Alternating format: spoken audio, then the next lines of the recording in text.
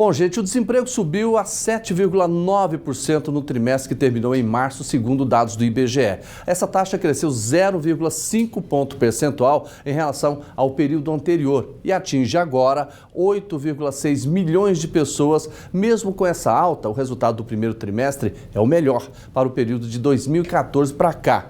O especialista que nós vamos conversar agora é a Deise Persílio, que vai nos ajudar a entender melhor todos esses dados. Deise, está tudo bem com você? Tudo bem, seja bem-vinda. Obrigada, é uma honra estar aqui contigo. Pois é.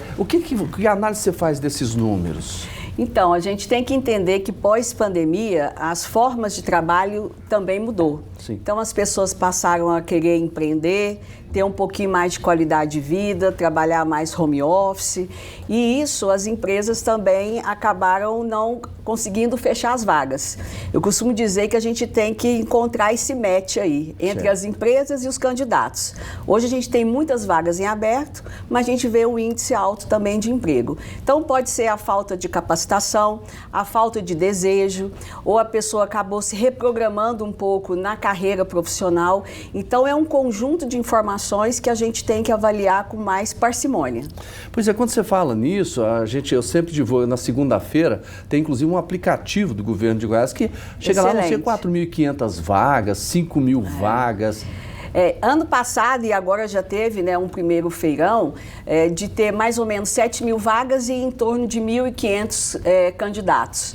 Primeiro, a empresa tem que entender que ela tem que fortalecer a marca empregadora, até para poder ter condições de atrair e reter esse profissional. O candidato, ele também tem que se especializar. Sim. Pós-pandemia, a situação ficou difícil para as empresas. Então, a gente precisa de pessoas versáteis, polivalentes, com senso de dono, senso de pertencimento. Então, o candidato ele não pode ir só de corpo, ele tem que estar de alma, né? Então, ele tem que querer também fazer um pouco a diferença. Eu acho que os dois lados têm que dar uma reformulada nisso. Aliás, você até tocou no assunto.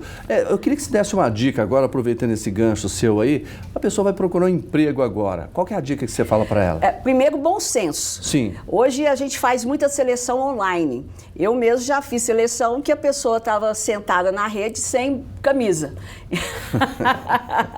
Ou vai na empresa, não sabe o que é a atividade da empresa, chega atrasado, agenda e não comparece. Então, para os candidatos, é o bom senso. Certo. A outra dica que eu sugiro, tenta entender quais são as suas fortalezas. E direciona. Eu costumo dizer que o candidato é uma empresa, é o Eu SA. Ele tem que planejar onde que ele vai ter melhor desempenho, onde ele vai estar mais feliz, empresas que são mais próximas da residência dele. Então, as pessoas acabam atirando para tudo quanto é lado, acabam não tendo resultado. E isso, porque são pais de família, pessoas que precisam, a gente, quando ouve muito não, a autoestima fica baixa, a gente passa a não ter muita crença e energia para essa busca que não é nada fácil, que é o mercado de trabalho. A pessoa, então, ela defende a empresa dela, o Eu SA. Exato. E quando você está avaliando, por exemplo, quais são aquelas coisas que as pessoas não devem falar na hora de uma entrevista de emprego? Primeiro, assim, o que você fala, você tem que entregar. Porque, geralmente, a gente floreia muito, né? O currículo tem até aquelas brincadeiras da internet, né? Inglês fluente, Excel avançado. Chega lá, isso vai ser checado de alguma forma. Então, primeiro você tem que entregar no currículo que você vai entregar no dia a dia. Segundo, esse candidato entender qual que são as habilidades. Às vezes eu tenho candidato lá na nossa empresa que ele manda o mesmo currículo para porteiro, auxiliar, gerente, vendedor, diretor. Então, o que a gente, recrutador hoje, que o tempo ele é muito escasso, a gente tem que ir direto ao ponto. Então, clareza no currículo, objetividade, colocar as datas. Lógico que você não vai dar informações que possa comprometer a sua tranquilidade, né? Não vai colocar CPF, né? Não se coloca mais foto em currículo. E o RH que solicita, aí a gente já puxa um pouquinho a orelha do pessoal do RH, porque isso é uma forma também de discriminação. Você tem que ir em cima das habilidades, das competências. Então, é a gente ter realmente o bom senso. Quais são as áreas agora, por exemplo, que tem mais vagas, que o mercado está crescendo, que as pessoas podem abrir o olho e falar, olha, essa área me interessa e eu posso crescer nela. Então, algumas áreas elas estão em evidências. A gente, por estar no Centro-Oeste, o agronegócio está sempre muito forte. A parte da tecnologia, as empresas hoje, né, algumas não estavam tão preparadas para esse momento, então, muito ligado a vendas online, o e-commerce. Então, quem é do DNA, da TI, da tecnologia, hoje é muito bem recebido, até em função das redes sociais, se vende muito por internet. Uma área fundamental que a gente está vivendo é a questão do próprio marketing, que hoje, né, tá difícil para as empresas. Então, quem não é visto não é lembrado. Então, é uma oportunidade também muito interessante. Mas qualquer uma dessas áreas, a gente não pode ir pelo modismo. A gente tem que estudar para poder ter o melhor desempenho. Tá certo, eu estou com os números aqui, agora você deu muitas dicas importantes, obrigado. Aqui, olha, trabalhadores informais, quase 40 milhões. Então, assim, a gente às vezes contrata, né, cargos operacionais para ganhar um salário mínimo. Às vezes a pessoa faz 3, 4 diárias, em 4 dias no mês ela já consegue aquele valor. Do lado da empresa, ela pode criar dispositivos em cima de resultado, meritocracia, para que a pessoa se empenhe melhor. E o candidato que às vezes pensa muito no aqui e agora, pode não parecer, mas a gente envelhece. Eu já tive 20 anos.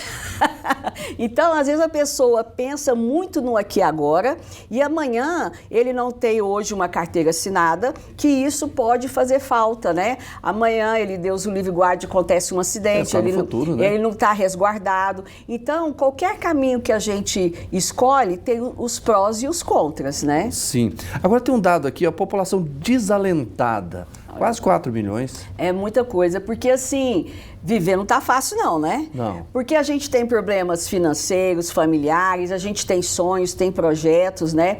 E às vezes a pessoa, ela já entra derrotada. Eu vou dar um exemplo aqui que eu acabei de chegar no estúdio. Fui recebido por um senhor na portaria, 60 mais, então parabéns. Seu Nivaldo. Seu Nivaldo, vou falar.